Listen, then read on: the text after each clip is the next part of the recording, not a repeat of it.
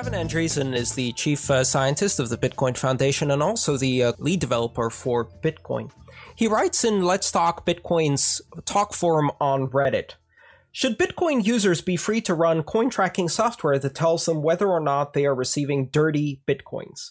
Andreas argues that running such software puts us on a slippery slope that will inevitably lead to mandatory filters created and maintained by our governments. He also said that the pattern in the past is that people are willing to give up a little liberty for convenience or safety, that most people won't consider the long-term risks. Is that reasonable? Or is it just another form of nannyism? It sounds to me a lot like the "we know what's best for you" arguments, used to justify all sorts of awful policies. I'll play devil's advocate a little bit. Maybe the slippery slope argument is wrong. Maybe dirty coin tracking from competing non-governmental organizations would be a good thing for the world.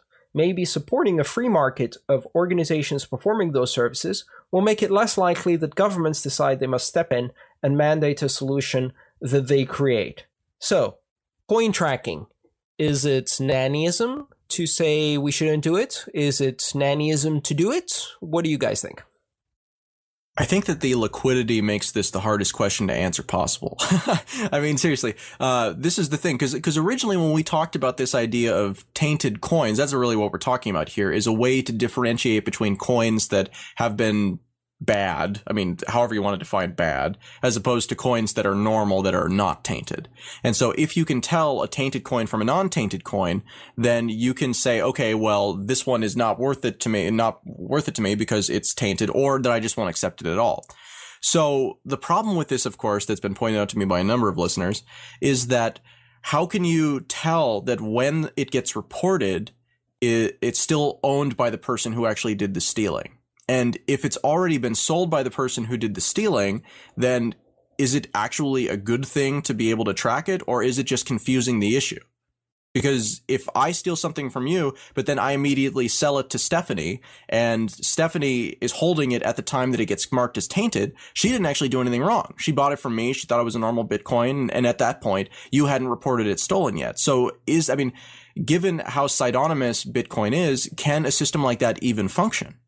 I think it's probably important to first define what we mean by tainted, because that's kind of the background to this conversation. Every coin that's created in Bitcoin has an origin. It has a block in which it was mined, the block in which it was created.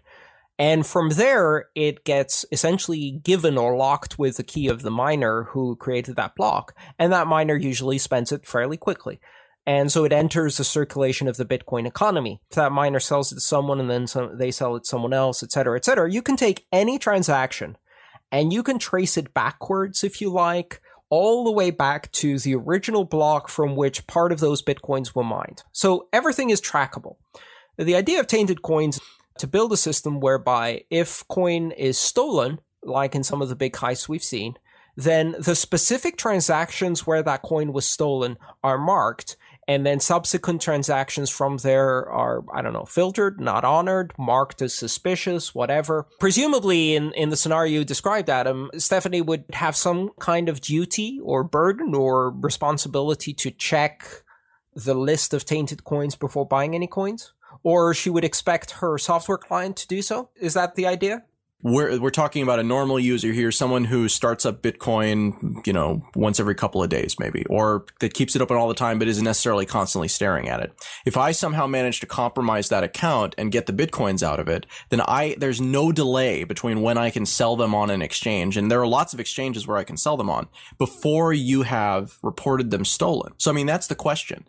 If a coin has been stolen, is it fair to punish a person who received it further down the chain that didn't actually do the stealing themselves? Because there's not really a way to prevent that. And even if you did, even if you said, okay, 5 minutes after, any coin has been stolen, we somehow magically know about it and can rely on that 100%. Still, what's to stop in that 5-minute window me from just selling all of the coins and moving on? Because then I no longer bear any of the risk as the person who actually committed the crime, and yet I've already collected my reward for it. And someone else will be punished potentially, but that doesn't matter to me because I'm a criminal. And then take that 5 minutes and reduce it to the minimum amount of time for propagation across the Bitcoin network. Essentially what you're saying is that if I sell the Bitcoin before this Bitcoin is stolen message propagates out, that window is the perilous window. You might, in fact, have to enforce a wait period, which would probably be market driven, whereby because this system is in place, you would have to hold on to any Bitcoin for a period of time to almost like quarantine it to make sure that it isn't stolen before you sell it. I don't know. I mean, I see a lot of practical problems with implementing such a taint, but my main concern is this. If you implement filters in the software that allow arbitrary coins to be filtered and marked as unsuitable for spending, I think what will end up happening is when you have such a mechanism, that mechanism will be the basis for law that will force people to blacklist coins. So if you have that capability, then you're going to get the equivalent of, I don't know, what you see on the internet with DMCA takedown requests, right? Where you will be obliged, if you receive notice from the government that these coins are tainted, to report, block, filter, whatever. And I'm not saying everyone will do that. I'm just saying that, if you put the capability in the software, doesn't that create the infrastructure for someone to apply a law to make it mandatory? I don't know if it's nannyism to worry about that. I'm not saying we shouldn't do this because it's not good or that I know better. I'm just expressing a concern. And I may be absolutely wrong about this. Maybe filtering is perfectly fine. I'm just saying that that kind of infrastructure can be exploited by governments. There's always the potential for a technology like this to be misused. Like, innocent people are going to get caught up in it, right? If it's meant to stop legitimate fraud and theft, it is going to catch some innocent people up in the system. And I don't think there's anything wrong with pointing that out. Andreas, you didn't say that this should be a feature of Bitcoin and nobody should be able to opt out of it, right? Like, you just said, hey, these are some concerns I have, and I think people should be aware of this before they decide wholeheartedly to embrace a technology like this. So I definitely don't think it could be considered nannyism unless you were saying that this should be a feature and nobody should be able to opt out. I'm saying beware of implementing features that can be turned against the network itself in the future. That's really, beware of implementing features that create points of control. And I'm not saying don't implement them, and I'm not saying that I or anyone else has really the right or any basis to say otherwise. This is a consensus network. If people really want a filtering feature, this will happen. What I'm saying is this.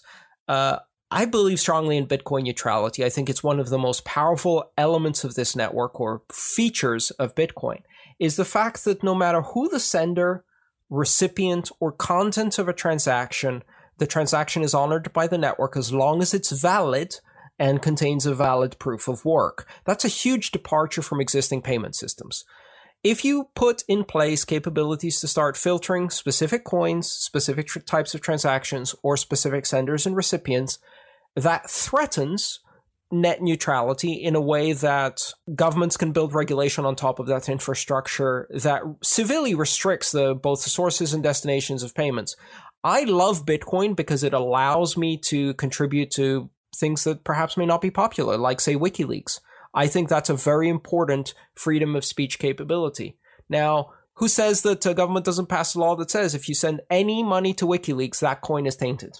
Well, right now, there's not a possibility, but that's exactly right. I mean, this is, of course, the concern that immediately comes up when you start talking about this stuff, is that once the capability is there, it can be used for anything. And that could be the intended purpose. But if the infrastructure exists, then it can also be used for unintended purposes, like what you're talking about there, which is blocking things for political reasons. Everybody else in the world would be able to receive and spend WikiLeaks coins, but U.S. citizens would be prohibited because it would be considered a material support of God knows what.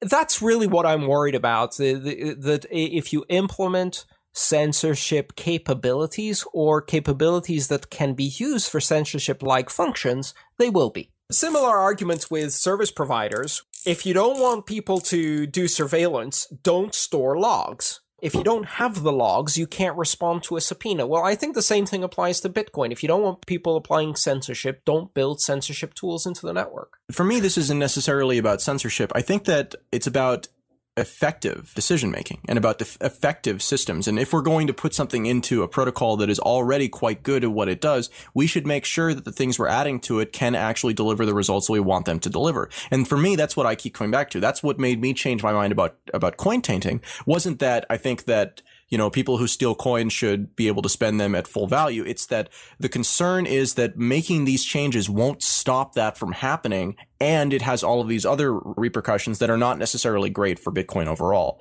So if we could figure out an effective way to do this without having to do something like resort to, an hour-long quarantine like you were talking about, Andres, in theory, that sounds like it could work. But in practice, what you'll find is that the majority of people who are having their coins stolen are, as we've talked about before, it's because they have weak passwords if it's on their computer, or they have a compromised computer or something like that. And so these are the people who will not notice an hour later that they've had a bunch of coins stolen from them and know how to report it. These are the people who will check back a few days later and then be like, oh, that, they've been stolen, and then report them. And then whoever happens to be holding the coins at that time, well, they're screwed. But, again, so if we could figure out a way to do this without actually breaking the way the system works now, and so that it actually solved the problem we're trying to solve, which is people spending coins after they've been stolen, then it would be worth having the conversation. But until we get to a point like that, where there are actually ideas on the table that could work without really causing problems, I just don't see it.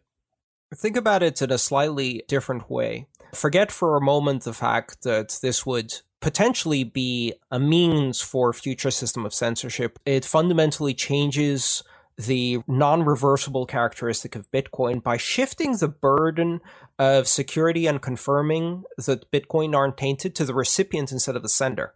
That is a really big change, because now if you receive Bitcoin, you're no longer sure that you own that Bitcoin, because it may have been reported stolen, or maybe reported stolen after you receive it. So merchants are no longer guaranteed that transactions with Bitcoin are non-reversible, because if it's reported stolen, now they are reversible, which now shifts the burden, which changes the entire trust model of the network. It's one of those things that may be harmful, may be harmless, but certainly should not be done without very careful consideration, because it has important implications. More than 300,000 users and counting trust blockchain.info. It's a Bitcoin wallet service and a wealth of Bitcoin information, and is completely free to use. With a blockchain.info wallet, you'll get the convenience of a web wallet and the security of a desktop client. Blockchain.info is also a block explorer. You can use it to see Bitcoin transactions in real time, check the balance of any Bitcoin address, and view many handy Bitcoin charts, all for free. See what they have to offer today at blockchain.info.